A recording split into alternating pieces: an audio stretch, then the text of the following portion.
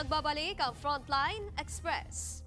Lubog sa baha ang ilang lugar sa Metro Manila dahil sa patuloy na ulan na dala ng habagat.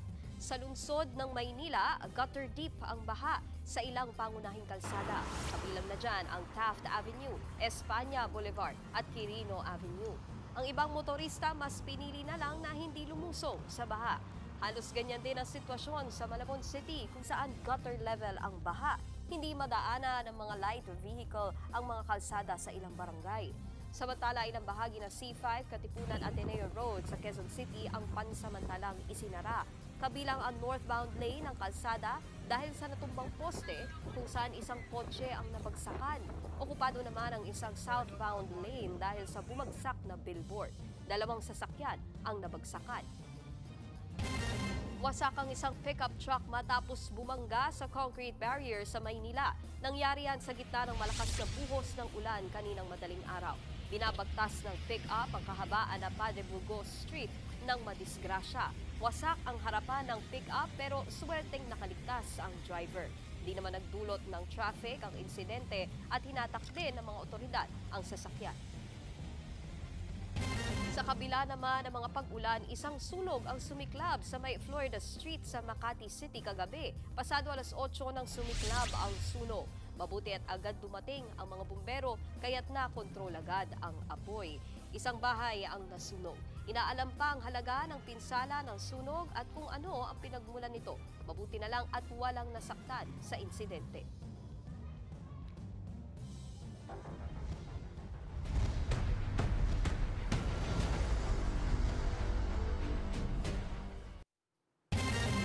Patuloy ang pagbabantay ng mga otoridad sa Ilocos Region sa gitna ng pabugso-bugsong ulang dala ng bagyong Krising at habagat. At pinaghahanda rin ng mga residente sakaling kailanganing lumikas. Live mula sa Lawag, Ilocos Norte, nasa frontline ng balitang yan si Gio Robles. Gio, kumusta ang sitwasyon dyan ngayon? Nikki, nakataas pa rin ang signal number 2 sa ilang bayan dito sa Ilocos Norte, gaya sa Burgos, Pasukin, Pagudpud, Dumalneg at Bangi. Signal number 1 naman sa natitirang bahagi ng Ilocos Norte at Ilocos Sur, ayon sa Pag-asa. Dito sa Lawag City, pabugso-bugso ang ulan simula pa kagabi, kaya binabantayan ang posibleng pag-apaw ng Padsan River. Ayon sa Ilocos Norte Provincial Disaster Risk Reduction and Management Office, walang napaulat na pagbaha o pagguho ng lupa sa probinsya. Pero makulimlim ang panahon kaya nakabantay pa rin ang PDRRMO. Sa bayan ng Pasukin, nakastandby ang mga pulis at Philippine Marines. May 2 truck ang Marines na nakahandang i-deploy sakaling may mga residenteng kailangang ilikas. Itinaas muli sa red warning ang rainfall category sa Ilocos Norte ngayong araw matapos ibaba sa orange warning kagabi. Kaya asahan pa rin ang walang tigil na ulan at maghandang lumikas sa oras ng pagbaha o landslide. Nikki, dahil pa rin sa masama ng panahon o dahil pa rin sa masamang panahon ay kanselado ang your Philippine Airlines flight PR2196 at PR2197 mula Maynila patungong Lawag at vice versa na nakaschedule ngayong araw, Sabado, July 19. Nikki, balik sa'yo. Yan ang Express Report ni Gio Robles. Hatak pa rin ng bagyong Krising ang habagat na nagpapaulan naman sa Visayas at Mindanao. Nagdulot ito ng baha at landslide gaya na lang sa mga probinsya sa Negros Island. Nasa frontline ng balitang yan si News 5 stringer Roy Bustillo. Umapaw ang tubig na yan sa Chateau Negros Oriental. Stranded tuloy ang mga motorista dahil hindi madaanan ang mga spillway. Maging ang ilang kalsada, hindi madaanan dahil naman sa mga nagtumbahang puno at poste. Sa bayan ng Zamboanga, ilang malalaking puno ang natumba sa highway dahil sa malakas na ulan at hangin. Hindi tuloy makadaan ang mga motorista. Baha naman ang namerwisyo sa ilang barangay sa bayan ng La Libertad. Nagdulot ito ng pinsala sa mga pananim sa mga sakahan. Tumaas din ang level ng tubig sa Chaton River at Kanaway River. Pati ang tulay na ito, inabutan din ng tubig. Sa video na ito, makikitang umaagos ang tubig sa kalsada mula sa kabundukan bunsod ng ulan. Sa Dumaguete City, stranded ang ilang pasahero sa pier dahil pa rin sa masamang panahon. Binigyan sila ng food packs habang naghihintay na makaalis. Hindi rin nakawala sa hagupit ng habagat ang Negros Occidental. Sa bayan ng Kabangkalan, pansamantalang natigil ang paglamay sa burol dahil sa baha. Kinailangan ilipat sa mas mataas na lugar ang kabaong. Ang ilang residente, kinailangan ilikas sa Philippine Coast Guard. Nagsagawa rin ng rescue operation sa bayan ng Ilog. Sinagip ang mga residenteng apektado ng baha. Higit 2,000 pamilya ang nananatili sa mga evacuation center sa probinsya. Naghatid naman ng food packs ang DSWD sa mga apektado ng kalamidad. Nagbabalita mula sa Frontline, Roy August Bustillo, News 5. Susunod, mahigit 100 patay dahil din sa pagbaha sa Pakistan.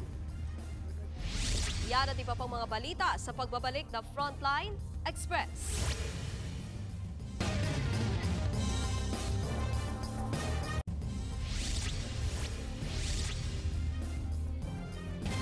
Nagbabalik ang Frontline Express. Nag-amok at nagbantang saksakin ng lalaking hindi raw nagbayad ng pamasahe ang driver ng sinakyan niyang jeep. Depensa naman ang tiyuhin ng lalaki. May karamdaman siya kaya niya ito nagawa. Nasa frontline ng balitang yan si Gary De Leon, exclusive.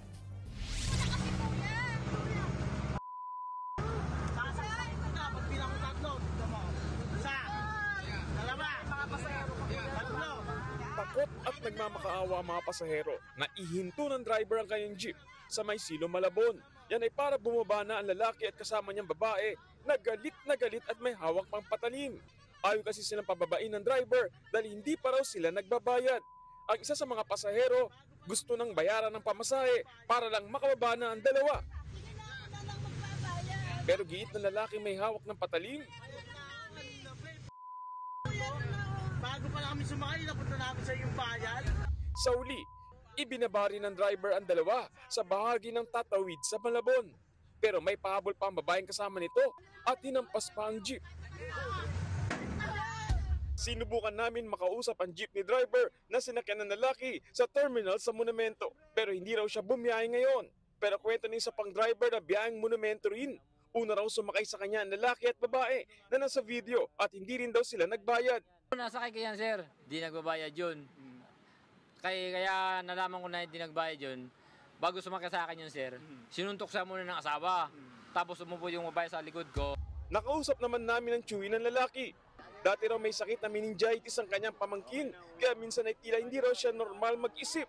Humingi naman ng pangunawa sa mga pasahero at sa mismong jeepney driver ang kanyang tiyuhin. Hindi sa driver ka mga pasahero na abala din. Magpasensyaan nyo na po siya. Lagi yung nagkasakit kasi yun eh.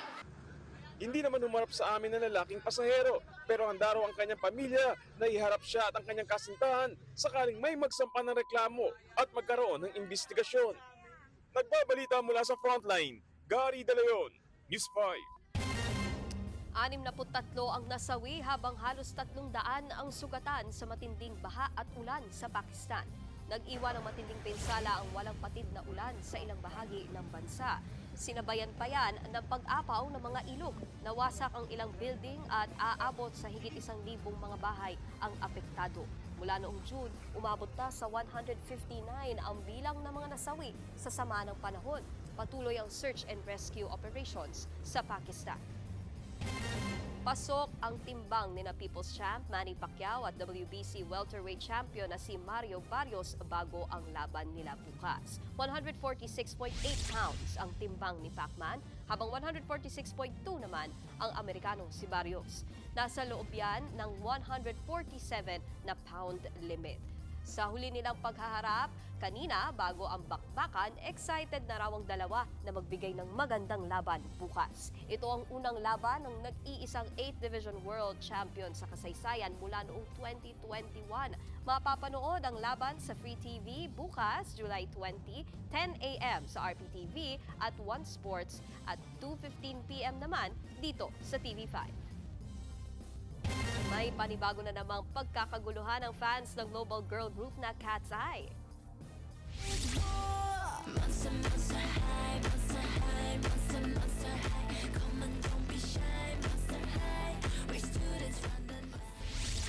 Yan ang kanilang version ng Fright Song para sa Monster High franchise. Siyempre, bida sa music video ang grupo, pero with a twist.